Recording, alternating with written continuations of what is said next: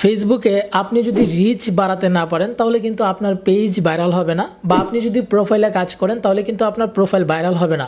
Rich যদি না বাড়ে তাহলে ভিডিওতে ভিউজ আসবে না, আপনার কিন্তু ফলোয়ার্সও আসবে না। সো এই ক্ষেত্রে ফেসবুকে কাজ করতে গেলে আপনাকে অবশ্যই রিচ বাড়াতে হবে।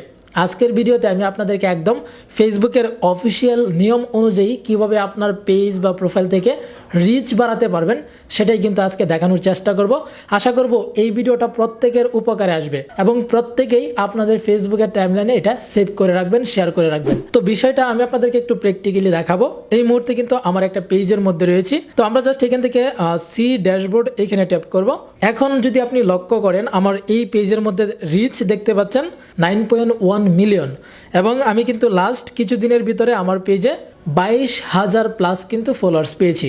এখন আমার এখানে রিচ বেশি হওয়ার কারণেই কিন্তু আমি 22,000-এর মতো ফলোয়ার্স পেয়েছি, এবং আমার এখানে এনগেজমেন্ট দেখতে পাচ্ছেন 8 লাখের বেশি। ঠিক এইরকমভাবে যদি আপনিও রিচ বাড়াতে চান, যদি আপনি ফলোয়ার্স আনতে চান এবং আপনার এনগেজমেন্ট বাড়াতে চান, তাহলে কিন্তু আজকে আমি আপনাদেরকে যে বিষয়গুলো বলবো সেগুলো আপনাদেরকে মানতে হবে। তো এখন আমরা যে বিষয়টা আপনাদেরকে দেখাবো, ফেসবুকে আপনি যখনই এই প্রফেশনাল ড্যাশবোর্ডে আসবেন তখন কিন্তু একটা অপশন দেখতে পারবেন যেখানে লেখা রয়েছে উইকলি চ্যালেঞ্জ প্রসেস। আমরা জাস্ট এই অপশনটার উপর ট্যাপ করব। এইখানে আসলেই আপনাকে কিন্তু কিছু উইকলি চ্যালেঞ্জ দিবে, মানে আপনার পেজে আপনি এক সপ্তাহ কি কি কাজ করবেন এইটার জন্য আপনাকে কিন্তু ফেসবুকের তরফ থেকে আপনাকে একটা কাজ দিবে, এক সপ্তাহের টোটাল কাজ দিবে। যদি আপনি এক সপ্তাহের ভিতরে সেগুলোকে কমপ্লিট করতে পারেন তাহলে কি হবে আমি আপনাদেরকে দেখাচ্ছি।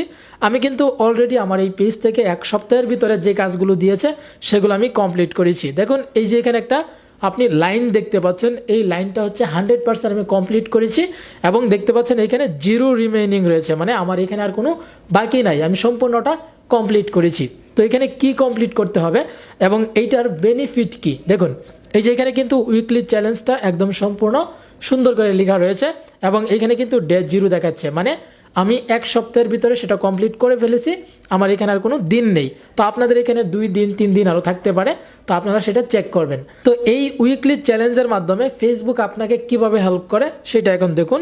আপনি এখানে দেখতে পাচ্ছেন এই যে to help more people discover you, মানে আপনাকে নতুন নতুন লোকের কাছে পৌঁছায় দেওয়ার জন্য ফেসবুক আপনাকে হেল্প করবে যদি আপনি এই উইকলি চ্যালেঞ্জটা কমপ্লিট করেন।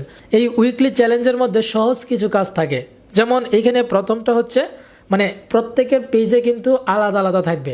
আমার এখানে লেখা রয়েছে আমাকে অবশ্যই এক সপ্তাহের ভিতরে 30টা ফলোয়ার্স কমপ্লিট করতে হবে। তারপর এই যে এখানে এক সপ্তাহের ভিতরে আমাকে 9টা পোস্ট করতে হবে, অবশ্যই সেই পোস্ট পাবলিক করতে হবে। দেখতে পাচ্ছেন ক্রিয়েট 9 নিউ পোস্ট পাবলিক, ওকে। তারপর এই যে এখানে দেখতে পাচ্ছেন মিনিমাম 14টা কমেন্টের রিপ্লাই দিতে হবে। এখন এই 3টা বিষয় দেখলেই কিন্তু আপনাকে অবশ্যই বুঝতে হবে যে আসলে ফেসবুকে রিচ কিভাবে বাড়ে। ফেসবুকে আপনি যদি ফলোয়ার বাড়াতে পারেন সো এই ক্ষেত্রে আপনার রিচ বাড়বে। এখন ফলোয়ার্সটা বাড়বে কিভাবে, সেইটা বাড়ানোর জন্য অবশ্যই কিন্তু আপনাকে সপ্তাহে ভিডিও আপলোড করতে হবে। এখন কি পরিমাণ ভিডিও আপলোড করতে হবে, যেমন আমার এখানে এক সপ্তাহের ভিতরে 9টা ভিডিও বা 9টা পোস্ট করতে হবে।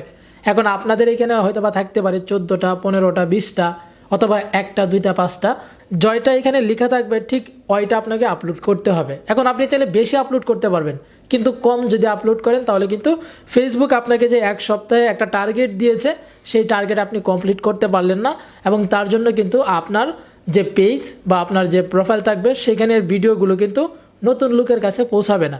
সো এই ক্ষেত্রে আপনাকে কিন্তু অবশ্যই ফেসবুক আপনাকে এক সপ্তাহের ভিতরে যতগুলো ভিডিও আপলোড করতে বলবে বা যতগুলো পোস্ট করতে বলবে আপনাকে কিন্তু সেই পোস্টগুলো করতে হবে। আপনি চাইলে বেশি করতে পারেন বাট কম করা যাবে না। তারপর অবশ্যই কিন্তু আপনাকে কমেন্টের রিপ্লাই দিতে হবে।